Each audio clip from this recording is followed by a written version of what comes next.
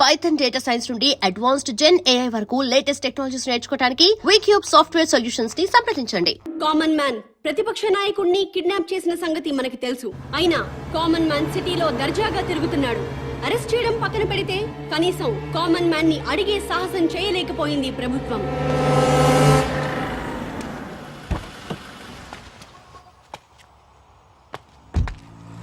నమస్తే సార్. నమస్తే.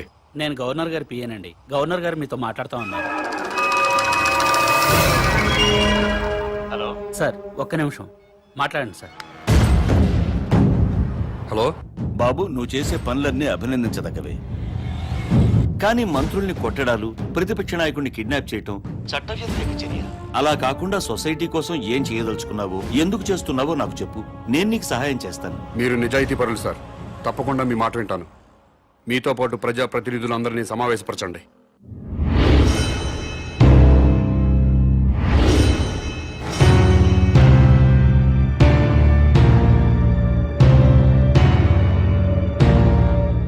నీకేం కావాలి? నాకేం అక్కర్లేదు. మరెవరికి కావాలి? రాజకీయాల్లో సిస్టమ్ ఉండాలి.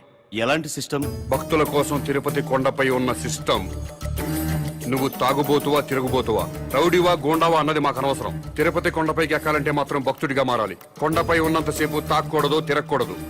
ఎలాంటి తప్పుడు పనులు చేయకుండా భక్తితో ఉంటూ భక్తుడిలాగా కొండ దిగిపోవాలి. కొండ దిగాక మీ ఇష్టం.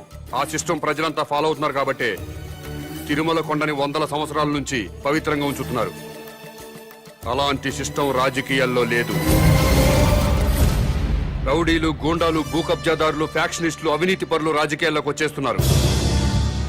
రాజకీయాల్లోకి వచ్చాక కూడా గూండాల్లా ప్రవర్తిస్తున్నారు. ఫ్యాక్షనిజం వదలలేదు, భూకబ్జాలు మానలేదు, అవినీతి పనులు చేస్తూనే ఉన్నారు. దాని మూలంగా సొసైటీ మొత్తం నాశనం అయిపోయింది. డబ్బులు పెట్టుబడి పెట్టాల్సిన వ్యాపారంలో కానీ రాజకీయాల్లో కాదండి. ప్రజాసేవ చేయడానికి డబ్బులు ఖర్చు పెట్టుకుని ఓట్లు కొనాలండి? ప్రజలతో బ్రాందీలు, విస్కీలు తాగించాలండి?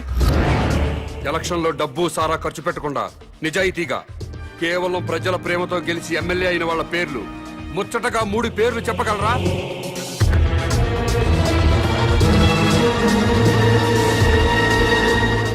$10 కోట్లు ఖర్చు పెట్టి ఎలక్షన్లో గెలుస్తున్నాడంటే రేపు 100 కోట్లు సంపాదించుకోవచ్చన్న వ్యాపార సూత్రం తప్పితే ప్రజాసేవ చేయడానికి కాదు. అందుకే రాజకీయాల్లో సిస్టమ్ ఉండాలి. ఎలాంటి సిస్టమ్ ఉంటే రాజకీయాలు బాగుపడతాయో నువ్వే చెప్పు. ఎలక్షన్లో ఎమ్మెల్యేగాను, ఎంపీగాను నిలబడ్డవాడు ఎలక్షన్ కమిషన్ ఆధ్వర్యంలో రాష్ట్ర రాజధానిలోనే ఉండాలి. నామినేషన్లు వేశాక ఓట్లు అడగడానికి ప్రజల మధ్యకి వెళ్ళడానికి వీల్లేదు.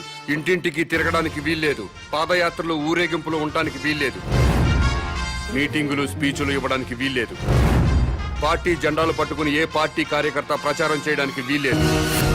ఎలక్షన్లో నిలబడ్డ పార్టీల గురించి, పార్టీ అభ్యర్థుల గురించి టీవీల ద్వారా, పత్రికల ద్వారా ప్రజలకు ఎలక్షన్ కమిషనే తెలియజేయాలి. అది చూసి జనం వాళ్ళకి నచ్చిన వాళ్ళకే ఓట్లేసుకుంటారు.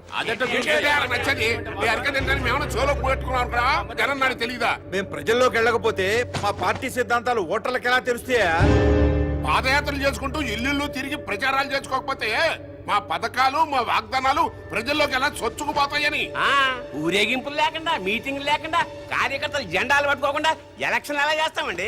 అసలు మేమే ఎమ్మెల్యే అభ్యర్థులమని జనానికి ఎలా తెలుస్తుంది? మీరు ఇల్లు తిరిగి ప్రచారం చేయకపోతే మీ పార్టీ సిద్ధాంతాలు ప్రజలకు తెలియవా? తెలీదు. ప్రభుత్వం ఆరోగ్యశ్రీ పథకం పెట్టింది. వైఎస్ఆర్ గారు ఇల్లు తిరిగి ప్రచారం చేశారు. ఆరోగ్యశ్రీ పథకం పెట్టామని టీవీల్లోనూ పత్రికల్లోనేగా ప్రకటించింది. ప్రజలందరికీ తెలియలేదా? ఆసుపత్రికి వచ్చి వైద్యం చేయించుకోవడం లేదా? ఎన్టీ రామారావు గారు 2 రూపాయలకే కిలో బియ్యం పథకం ప్రవేశపెట్టారు. 2 రూపాయలకే కిలో బియ్యం ఇస్తున్నామని ఇల్లు తిరిగి ప్రచారం చేశారా? పత్రికల్లోనేగా ప్రకటించారు. రాష్ట్రం మొత్తం తెలియలేదా? ప్రభుత్వ పథకాలన్నీ టీవీలు, పత్రికల ద్వారా ప్రజలకు తెలియంగా లేంది మీరే ఎలక్షన్లో నిలబడ్డ అభ్యర్థులని ప్రజలకి తెలియదా? ఆ సంగతి మీకు తెలియదా? తెలుసు. అయినా మీరు ఎలక్షన్లో జనం మీద పడతారు. ఎందుకంటే ఓట్ల కోసం డబ్బులు పంచాలి. జనానికి కులం పిచ్చి, మతం పిచ్చి ఎక్కించాలి. మీకు ఓట్లేరు అన్న వాళ్ళపై పోలీసు కేసు పెట్టి వేధించాలి. హత్య రాజకీయాలు చేయాలి. ప్రాణాలు తీయకుండా ప్రజాస్వామ్యాన్ని ఎన్నాళ్ళు హత్య చేస్తారు? ఆ హత్యల్లో ఎన్నాళ్ళీ ప్రజల్ని భాగస్వాములను చేస్తారు. నోటి మాటతో వేయాల్సిన ఓటుకి వేల కోట్లు ఎందుకు ఖర్చు పెడుతున్నారు? గెలిచాక మళ్ళీ వేల కోట్లు ఎందుకు సంపాదిస్తున్నారు? ఈ మోసం జరగకుండా ఉండాలంటే నేను చెప్పిన సిస్టమ్ పెట్టి తీరాల్సిందే. భారతదేశం బాగుపడాల్సిందే. లేదా ప్రతిపక్ష లీడర్ కిడ్నాప్ అయినట్టు ముఖ్య చేశాయి. ఆక్సిజన్ తో ఊపిరి తీసుకుంటున్న ముఖ్యమంత్రి సతీమణి కోమాలోకి వెళ్లే ప్రమాదం ఉందని డాక్టర్లు చెప్తున్నారు.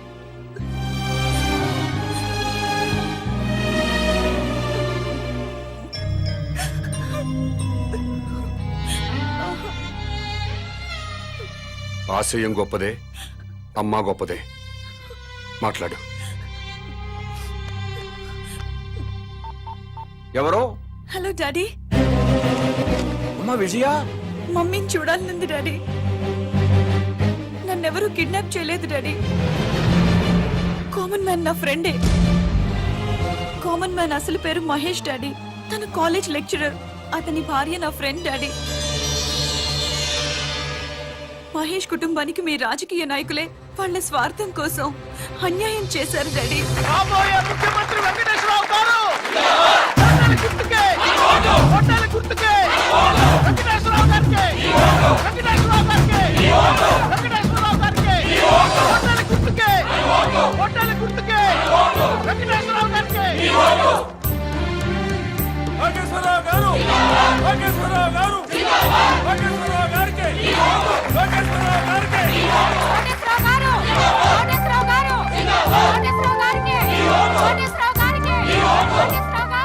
మీ ఓటు ఎవరికండి?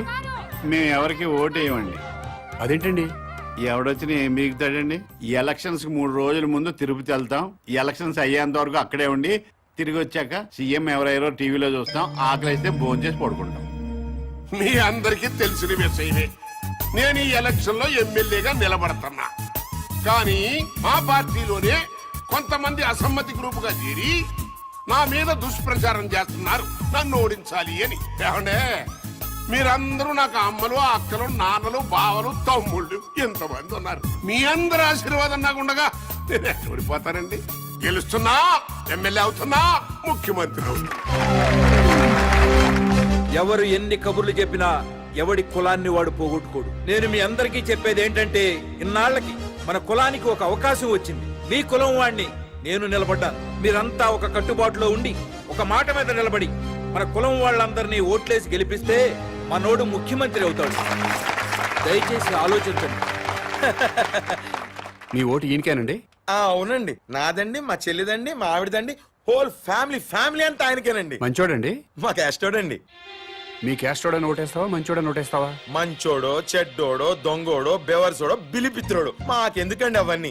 ఆడు మా క్యాస్టోడు, మేము ఆడికే ఓటేస్తాం. నన్ను ఎమ్మెల్యేగా గెలిపించారంటే మీరు బ్యాంకులో తీసుకున్న రుణాలే కొట్టచ్చు. లైఫ్ లో కరెంటు బిల్లు కట్టక్కర్లేదు, వాటర్ బిల్లు కట్టక్కర్లేదు, బస్ ఎక్కినా, రైలు ఎక్కినా, ఆఖరికి విమానం ఎక్కినా టికెట్ కొనక్కర్లేదు. ఏ షాపింగ్ వెళ్ళి షాపింగ్ చేసినా సరే బిల్లు కట్టక్కర్లేదు. ఆల్ ఫ్రీ అన్నమాట. ఆల్ ఫ్రీ కావాలంటే నాకు కోటేశ్వరరావుకే మీ ఓటేయండి, నాకే మీ ఓటేయండి, నన్నే గెలిపించండి. చప్పట్లు కొడుతున్నాను కదా అని ఆయనకి ఓటేస్తాను అనుకుంటున్నారా? మరి ఎవరికేస్తారు? ఎవరికైనా వేయాలంటే ఓటు ఉండాలి కదా. అదేంటి, మీకు ఓట్లేదా? రాయించుకుంటేనే కదా ఓటు ఉండడానికి. అదేంటండి? ఎలక్షన్ టైం వస్తే చాలు ప్రతి ఓడు ఇంటికి రావడం, తలుపులు కొట్టడం, దండాలు పెట్టడం, మాకే ఓటేయండి అని అడగడం, ఆ తర్వాత మేము క్యూలో నిల్చోవడం, ఓటేయడం, ఇవన్నీ మాకు ఎందుకండి? ఎలక్షన్ రోజు హ్యాపీగా సెలవిస్తారు కాబట్టి ఇంట్లో హాయిగా పడుకోవచ్చు. మాకు ఓటు లేదు కాబట్టి ఎవరు మమ్మల్ని వచ్చి డిస్టర్బ్ చేయరు.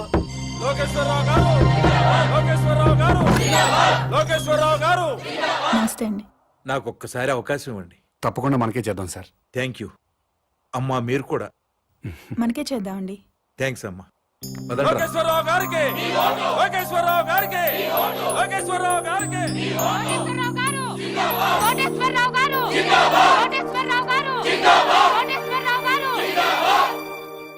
నాకు ఒక్క అవకాశం ఇవ్వండి సార్, ప్లీజ్. తప్పకుండా మనకే చేద్దాం సార్. థ్యాంక్స్ అమ్మా. మీరు కూడా తప్పకుండా చేద్దామండి. థ్యాంక్స్ అమ్మా.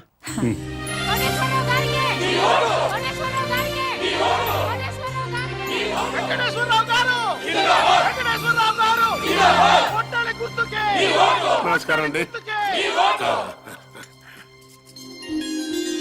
మా వారిని తప్పకుండా గెలిపించాలమ్మా. నమస్కారం పెట్టు. నమస్కారం అండి. నమస్కారం. నమస్కారం అమ్మా. నమస్కారం. బాబా ఈ ఒక్కసారికి నాకు ఓటేశారనుకోండి నేను ముఖ్యమంత్రిని అయిపోతా. అయ్యో తప్పకుండా మనకే చేద్దాం సార్. అమ్మ మీరు కూడా ఈ ఒక్కసారికి నాకు ఓటేసేయండి. తప్పకుండా చేద్దామండి. అలాగే ఆడవాళ్ళు మాటిస్తే ఖాయమైపోయినట్టే.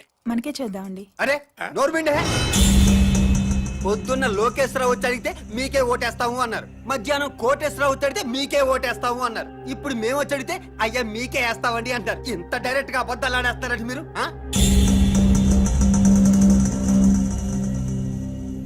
అంటే ఏదో మొహమాట పడి అట్ట చెప్పుంటారులేరా. మనకే అలాగే మొహమాట పడి చెప్పుంటారు. చచ్చిపోతాం ఎవడికెవడ ఓటేస్తాడో తెలియట్లేదు. ప్రతి వాడు మీకే ఓటేస్తాం మీకే ఓటేస్తాం అంటున్నారు. ఇదిగో డైరెక్ట్ గా వచ్చేద్దాం. ఓటుకి ఎంత తీసుకుంటారో చెప్పండి. మాకు అవసరం లేదు. అవసరం లేనప్పుడు మీరు మాకు విషయం డైరెక్ట్ గా చెప్పండి. ఓటు వేస్తావనో ఏవనో మాకు ఒక లెక్క వస్తుంది. అదే ఊరుకా ఏదో కుర్రతనం మాటలేండి.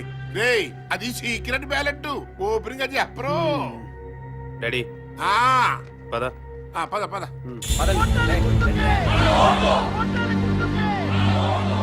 డాడీ ఈ పాదయాత్రలు బెగ్గింగ్లు వేస్ట్ డాడీ. 50,000 ఓట్లు సాలిడ్ గా కొనేద్దాం.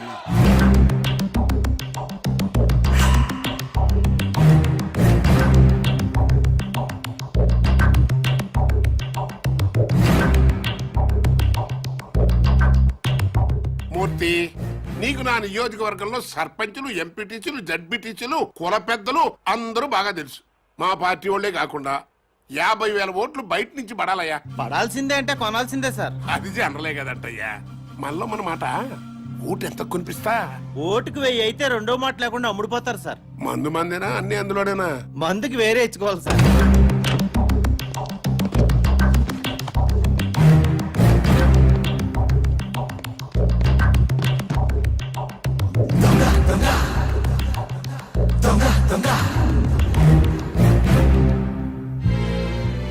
ఓటుకు 1000 చొప్పున 50,000 ఓట్లు 5 కోట్లు. మందుకి 75 లక్షలు. అవిగో పెద్ద సూట్ కేసు ఓట్లకి చిన్న సూట్ కేసు మందుకి. మీరు గెలిచిపోయారు సార్. చెప్పు ఓటుకి ఎంత ఇచ్చాడు? ఓటుకు 1000 చొప్పున 50,000 ఓట్లు 5 కోట్లు. మందుకి 75 లక్షలు. వెంకటేశ్వరరావు ఓటుకి 1000 రూపాయలు ఇచ్చాడు. నేను 1,500 ఇస్తా. అతను మందుకి 75 లక్షలు ఇచ్చాడు. నేను 1,50,000 ఇస్తా. అంటే టోటల్ గా 50,000 ఓట్లకి 9 కోట్లు. లెక్క చూసుకో. వాడెంత పంచాడు వీడెంత పంచాడు? ఓటుకు 1000 చొప్పున 50,000 ఓట్లు 5 కోట్లు. మందుకి 75 లక్షలు. వెంకటేశ్వరరావు ఓటుకి 1000 రూపాయలు ఇచ్చాడు. నేను 1,500 ఇస్తా. అతను మందుకి 75 లక్షలు ఇచ్చాడు. నేను 1,50,000 ఇస్తా. ఓటుకి 2,000, 50,000 ఓట్లకి 10 కోట్లు, మందుకి 3 కోట్లు. తీసుకో. ముఖ్యమంత్రి వెంకటేశ్వరరావు గారు కాబోయే ముఖ్యమంత్రి వెంకటేశ్వరరావు గారు కాబోయే ముఖ్యమంత్రి. ఆ యదవ మూర్తిగాడు మనల్ని మోసం చేశాడు. మనకి 50,000 ఓట్లు వేస్తాను మన దగ్గర నుంచి 5,75,00,000 తీసుకున్నాడు. అవును. మా ఓట్లన్నీ మీకే వేస్తావు. నా కోటేశ్వరరావు దగ్గర నుంచి కూడా డబ్బులు తీసేసుకున్నాడు ఈ మూర్తిగాడు. అట్టట కుదురుద్రా. నన్ను అడుగుతావేంటి? ఆ అన్నాడు. 50,000 ఓట్లకి 5 కోట్లు అన్నావు, ఇచ్చా. మందుకు సపరేట్ అన్నావు, ఇచ్చా. మరి ఇంకేంట్రా నీ ప్రాబ్లం? కోటేశ్వరరావు గారు ఓటుకి 1,500, మందు 1,50,000 ఇచ్చారు సార్. అంటే ఏంట్రా? ఆ 50,000 ఓట్లు కోటేశ్వరరావు గడికి ఇస్తున్నావు అన్నమాట. లేదు సార్, లోకేశ్వరరావుకి వేస్తున్నాం. మధ్యలో ఆడేంట్రా? ఆయన ఓటుకి 2,000, మందుకు 3 కోట్లు ఇచ్చారు సార్. ఇంకోటి వచ్చి 10 కోట్ల నుంచి పక్కలేరా అంటాడు. వేసేస్తావా? మనిషి అన్న తర్వాత నీతి జాతి ఉండాలరా. నమ్మకంతో వేయాల్సిన ఓట్లు డబ్బులు ఇచ్చుకుంటున్నారు. మీకు మాత్రం నీతి జాతి ఉందా? చెప్పు తెగు. ఛీ, నీతో నాకు అనవసరంగానే నా డబ్బులు నాకు ఇచ్చేయి. ఇంకెక్కడ డబ్బులు సార్? జనానికి పనిచేసాం. పనిచేశారా? కావాలంటే అడ్రస్ ఇస్తాం. వాళ్ళు ఎల్లకెళ్ళి తెచ్చుకోండి.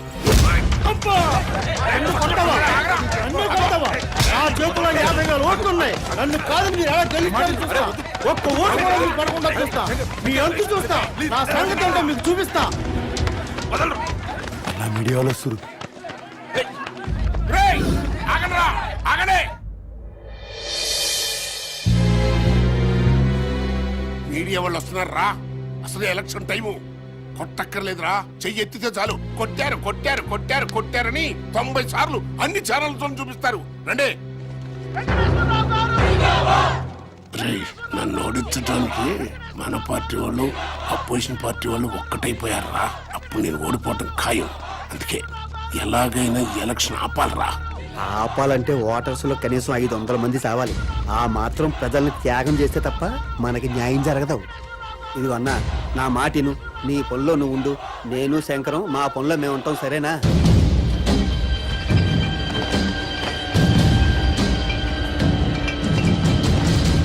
నాకా? మీకే బాగుంటుందండి.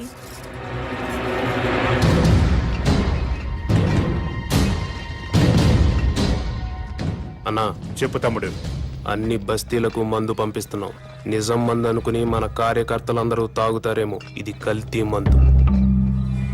ప్రజలు మాత్రమే తాగాలి. కనీసం 500 మందైనా చావాలన్నా ప్రజలు మాత్రమే. అర్థమైందా అన్నా?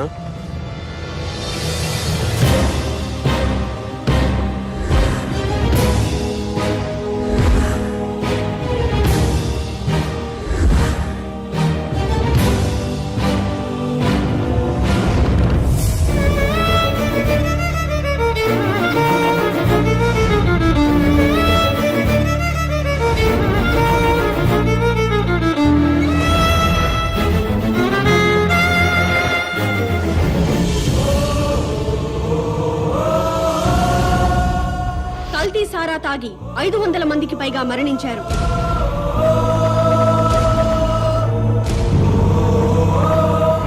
ఈ నియోజకవర్గంలో ఎన్నికల్ని నిలిపివేస్తున్నట్టు ఎలక్షన్ కమిషన్ ప్రకటించింది. వెంకటేశ్వరరావుని పాలిటిక్స్ నుంచి బహిష్కరించాలి. రాజకీయ సన్యాసం చేయించాలి. ఇంతమంది ప్రజలు చావడానికి కారణం వెంకటేశ్వరరావే. వెంకటేశ్వరరావుని వెంటనే అరెస్ట్ చేయాలి. ఎలక్షన్ తర్వాత ఓటర్లకి మందు పోయిస్తారు. నేను ఒక్కనేనా? అన్ని పార్టీల వాళ్ళు పోయిస్తున్నారు.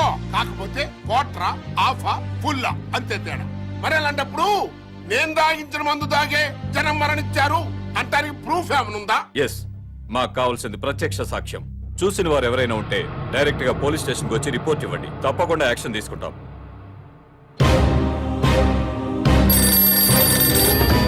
చెప్పండి. మంత్రి వెంకటేశ్వర గారు అబ్బాయి కల్తీ ముందు పంచడం నేను చూశాను సార్. అతన్ని అరెస్ట్ చేయాలంటే మీరు సాక్ష్యం చెప్పాలి. చెప్తాను సార్. స్టేషన్ కు వచ్చి రిపోర్ట్ ఇవ్వండి. ఇస్తాను సార్. మహేష్ అనేవాడు మీ అబ్బాయి శంకర్ మీద కంప్లైంట్ ఇచ్చాడు సార్.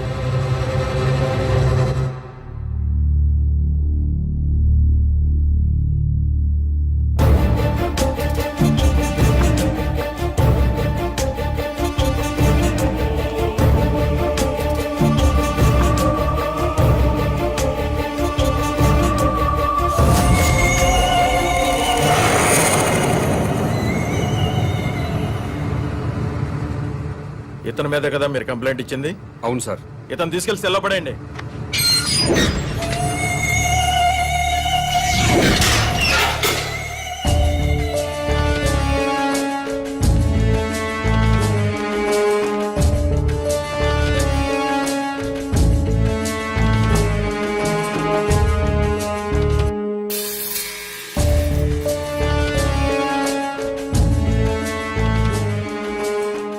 ఆ అమ్మాయి వ్యభిచారం చేయటం మీరు కళ్ళారా చూసారా? చూశానండి. రిపోర్ట్ రాసివ్వండి. ముందు దాన్ని తీసుకురండి. ఆల్రెడీ తీసుకొచ్చామయ్యా. ఎస్ఐ గారు,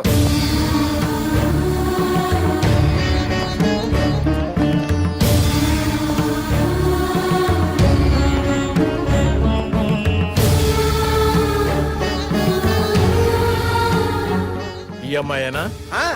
ఇదే సార్, ఇదే. గంటకి 1000 తీసుకుంటది. నీ పేరేంటమ్మా?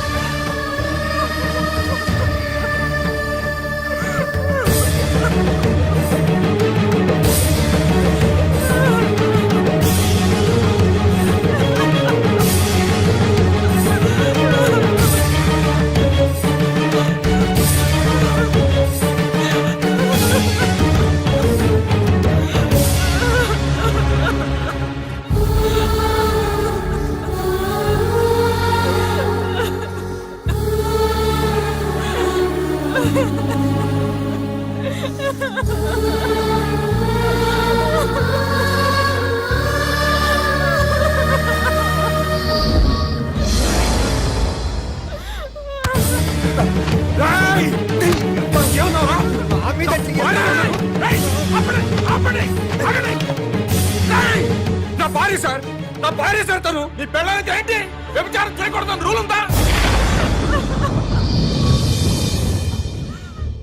మంత్రి కొడుకు 500 మందిని చంపాడన్నావు, నేను చూశానన్నావు. నీ మాట విని మంత్రి కొడుకుని అరెస్ట్ చేశానా లేదా, సెల్లో పెట్టానా లేదా? అలాగే ఇతను నీ పెళ్ళం వ్యభిచారం చేస్తుందని చెప్పాడు, నేను చూసా అన్నాడు, కంప్లైంట్ ఇచ్చాడు. ఈయన మాట విని నీ పెళ్ళాన్ని అరెస్ట్ చేశాను, స్టేషన్ కి తీసుకొచ్చాను. తప్ప? మంత్రి కొడుకుని ఇంట్రాగేట్ చేస్తాం, నీ పెళ్ళాన్ని ఇంట్రాగేట్ చేస్తాం. అప్పుడు తెలుస్తుంది దొంగెవరో దొరెవరో. ఎస్ఐ గారు,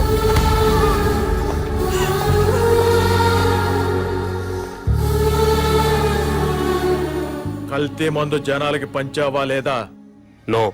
వ్యభిచారం చేస్తున్నావా లేదా?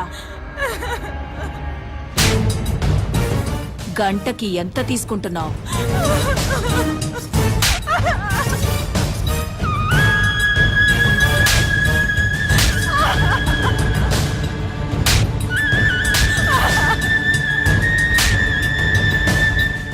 నన్నెంత బాగా కొడితే అమ్మాయినంత బాగా కొట్టొచ్చు.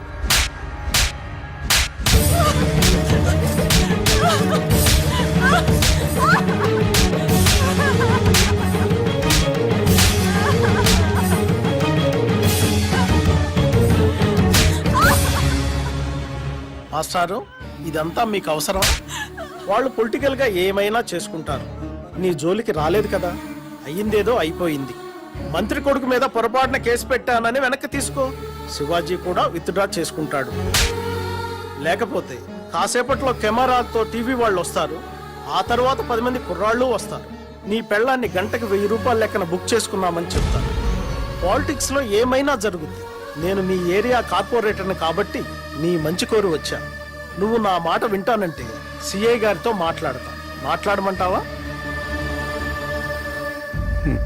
సిఐ గారు, ఎవరో కుర్రాన్ని వెనక నుంచి చూసి మంత్రి గారి అబ్బాయిని పొరపాటు పడ్డాడు, కేసు వెనక్కి తీసుకుంటాడు.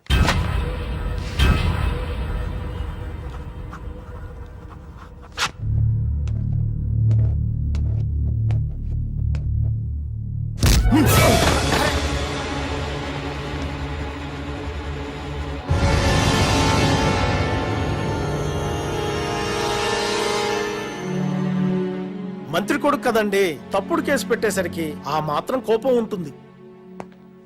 శివాజీ, అతను కేసు వెనక్కి తీసుకున్నాడు, చూసావుగా? చూశానండి. నువ్వు కూడా కేసు వెనక్కి తీసుకున్నట్టు ఫైల్ మీద సంతకం పెట్టావనుకో, పాప మా అమ్మాయిని వదిలేస్తాను. నేను పెట్టనండి.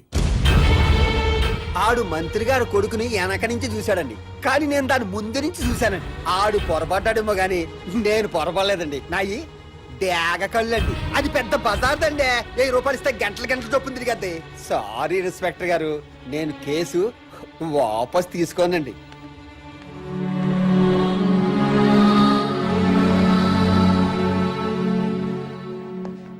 కార్పొరేటర్ గారు, ఇప్పుడు ఏం చేద్దాం? మాస్టారు, మీ ఆవిడ తిరుగుబోతు. ఒప్పుకొని సంతకం పెట్టావనుకో, నేను పూచీకత్తు ఉంటాను. ఇట్నుంచిటే ఇంటికి తీసుకెళ్లిపోవచ్చు. పోలీసు రికార్డుల్లో మాత్రమే ఉంటుంది. నువ్వు ఒప్పుకోలేదనుకో, మీ ఆవిడ్ని కోర్టుకు తీసుకెళ్తారు, ఆ తర్వాత జైలుకు తీసుకెళ్తారు. పత్రికల నిండా, టీవీల నిండా మీ ఆవిడ భాగవతమే ఉంటుంది. ఏం చేద్దాం?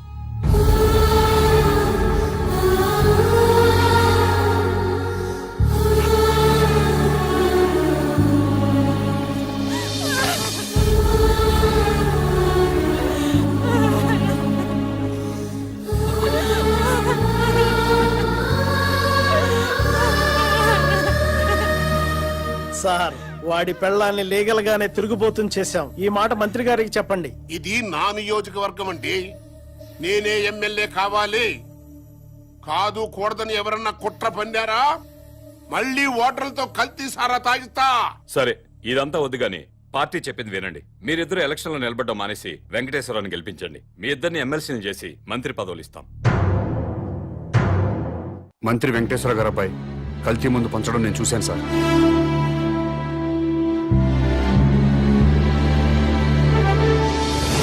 మహేష్ అనేవాడికి ఆడి పెళ్ళానికి ఓటు హక్కు లేకుండా చేయండి. ఓటర్ లిస్ట్ లో వాళ్ళిద్దరి పేర్లు తీసేయండి.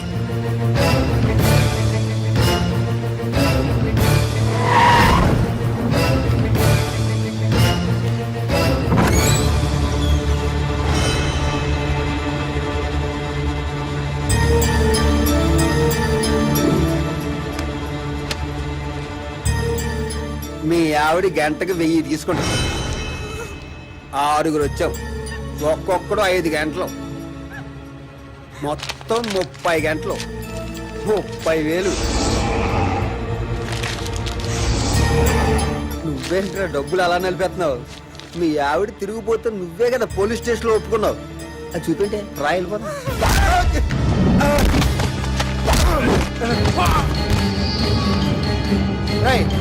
దాన్ని తీసుకొచ్చి బండిలో పడండి. ఏం చేస్తాడో చూద్దాం. వెళ్ళే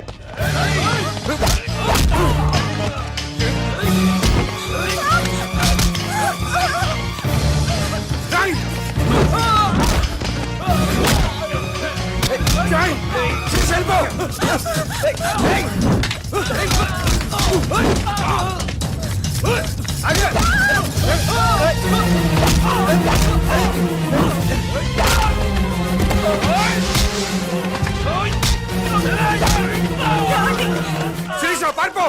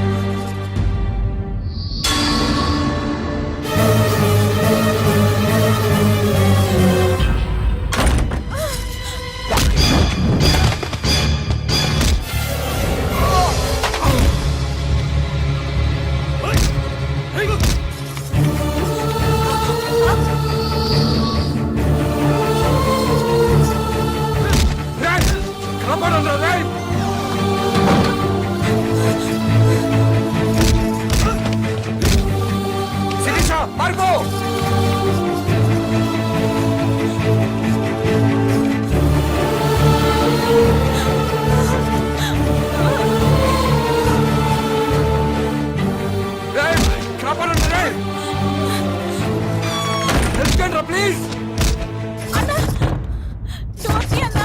అన్నా, అన్నా, అన్నా.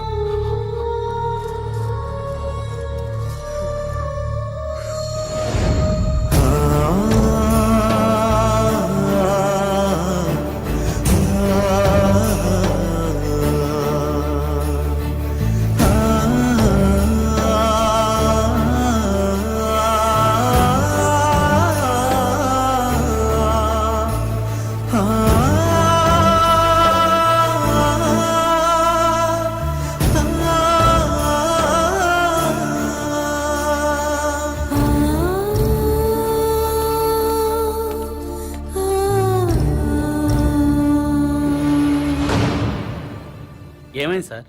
నా భార్య సార్, మంత్రి గారు అబ్బాయి శంకర్ చంపేశాడు. రిపోర్ట్ రాసేవండి సార్, వాడి సంగతి చూస్తాను.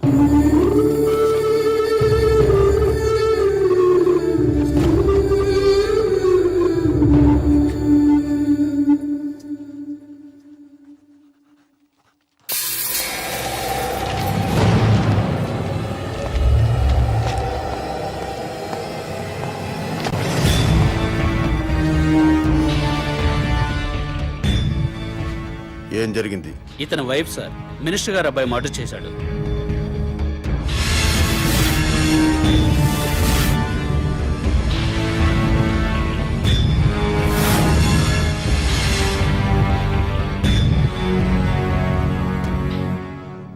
ఓకే, ఏం చేద్దాం అనుకుంటున్నావు? రిపోర్ట్ రాసిమ్మన్నాను సార్. కేసు బుక్ చేయడానికా? Yes sir. ఇతను ఎవరైనా కేసు బుక్ చేస్తావు? ఇతను ఏ రిపోర్ట్ ఇచ్చినా చెల్లదు.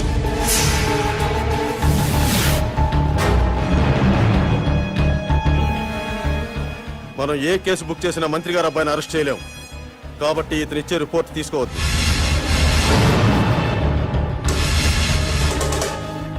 ఎందుకని సార్? ఎందుకంటే నువ్వు ఈ రాష్ట్ర పౌరుడు కాదు కాబట్టి. నువ్వు భారతీయుడివి కాదు కాబట్టి. అసలు నువ్వు ఎక్కడ పుట్టావో, ఏ దేశస్తుడివో, ఇండియా ఎందుకు వచ్చావో సాక్ష్యాలు లేకుండా కేసు ఎలా బుక్ చేయమంటావు? చెయ్యం. నేను ఎక్కడో పుట్టడం ఏంటి సార్? వేరే ఏ దేశంలోనూ పుడితే నేను తెలుగు ఎలా మాట్లాడతాను సార్? తెలుగు మాట్లాడితే ఆంధ్ర వాడైపోతావా? రాయలసీమ వాడైపోతావా? తెలంగాణ వాడైపోతావా? నా కొడుకు ఇంగ్లీష్ మీడియంలో చదువుతున్నాడు, ఇంగ్లీషే మాట్లాడతాడు. అయితే వాడు ఇంగ్లీష్ వాడైపోతాడా? అవ్వాడు. నువ్వు అంతే. డ్రామా ఆపండి సార్, డ్రామా ఆపండి. అసలు నేను భారతీయుడిని కాదంటానికి మీ దగ్గర ఉన్న ప్రూఫ్ ఏంటి? నేను ఈ రాష్ట్ర పౌరుడిని కాదంటానికి మీ దగ్గర ఉన్న ఆధారాలు ఏంటి సార్? చెప్పండి సార్, ఆధారాలు ఏంటి?